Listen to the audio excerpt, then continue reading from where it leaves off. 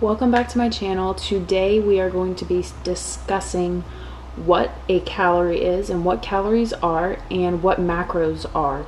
So as an online nutrition coach, I do help people with their diet and making adjustments to the calories and macros that they are eating. And I just want to briefly explain for those who are starting to this, who are new to this, and who want to actually get a better understanding of what they are, or you have no clue and you just want to know, then continue watching because this video will help you. As I talked in my last episode of Conquering Your Nutrition, I discussed what a calorie is. And a calorie is essentially just a unit of energy. So whenever you are doing life, you are burning calories. So that's if you're like exercising, sleeping, going to the bathroom, eating, you're burning calories. And you are also ingesting calories when you are eating food.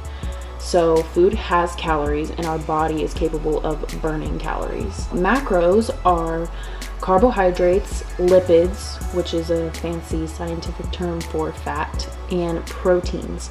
And these three macronutrients essentially make up a calories number. So each of these macronutrients, 1 gram of them has a specific amount of calories. 1 gram of carbohydrates has 4 calories. 1 gram of fat will have 9 calories and 1 gram of protein will have 4 calories. Fats are more calorically dense. That is what it means when people say that, because 1 gram of them has more than twice as many calories as a gram of carbs and a gram of protein. Now, to break this down so that I can actually show it to you and you can actually get an understanding of it, I'm going to grab some food so I can better explain this to you. I'm going to start by showing you a label, and you can see the macros in it, the calories, the serving size, all of that, and I'm going to explain it to you right now. So here I have some peanut butter, and majority of the time the peanut butter serving size will be 2 tablespoons. So the serving size is 2 tablespoons, and it'll say the total grams of fat, the amount of carbohydrates, total carb, and protein right there. So if you want 2 tablespoons of peanut butter, it's going to have about 14 grams of fat. I can't read how many carbs that has, or protein. And that's going to be 32 grams. So this is basically how you would see how many macros, what the macros are, and how many calories are in it. Now, if you want to measure this out by weighing it, what you're going to do is you're going to take your food scale, make sure that it is not working. You're going to put it flat on the surface, take the lid off of the peanut butter, place the peanut butter onto it, and it's going to have a very large number, and you're going to zero out the scale. So you're most likely going to hit the it'll have like an on or off button, and you're going to zero it out. Then you're going to take your spoon, scoop it out until it'll say the minus 32 or however many grams you want of it. Let's say that you are tracking your food with an app such as MyFitnessPal. What you're going to do is you're going to go into MyFitnessPal, and you can either search the product through the database, or you can just scan it with the QR code right here. So I'm going to scan it. So as you can see, it's giving you all of its nutritional information, and you essentially are going to either adjust how much you want in it, or you're going to just hit it, accept it, and click check and add it to your daily intake. That would be how you would go about tracking a food source such as peanut butter. I'm going to show you for other things as well, just so you can kind of get an idea. So here I have some PE Science Select Protein. I drink a scoop of this with water. So what I want to do is I want to scan the back of it so that I can put this into MyFitnessPal to determine how much food I'm eating for the day. On the label, you can see the amount of calories, how many grams are in one serving, the amount of carbs, fat, and protein. For this, you can literally track it the same way you did the peanut butter. Just take the lid off and just put it onto the scale. So 1 full scoop, and when it says 1 serving size, so 1 scoop, that is the nutrition here that's listed for it. That correlates to essentially just the serving size. So quick little tip for complete cookies, there's something where one cookie is 2 servings.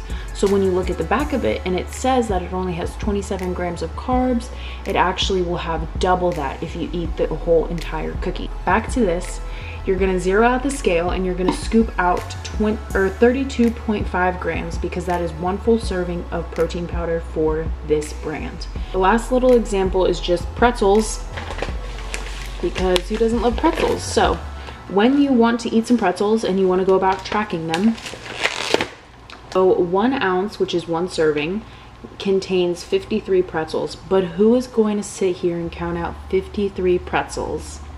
Not you, because I'm teaching you how to use a food scale right now. So you're going to essentially get your bowl or whatever it is, put it on the scale and hit 0. So it'll say 0 on the bowl and the scale. And then you're going to dump in however many grams or ounces you want. And let's say you want 1 serving of pretzels, you're going to dump in 1 ounce or 28 grams. Hop right onto MyFitnessPal, add food, scan the barcode, and voila. You can adjust the amount of food, or if that's what you want, you can hit check and move on. Now when you're on MyFitnessPal and you want to see, because you can see how many calories, at the top you can see how many calories you've had, and if you scroll down to the bottom and you hit nutrition, it will tell you the amount of carbohydrates that you have had for the day, carbs, fats, and proteins. If you want to just take your health and fitness goals to the next level, then tracking macros and calories is totally fine. Or if you're just somebody who finds that you just prefer to do it that way because it keeps you on track and it helps you avoid eating more than usual or something like that, then I think it's an awesome tool.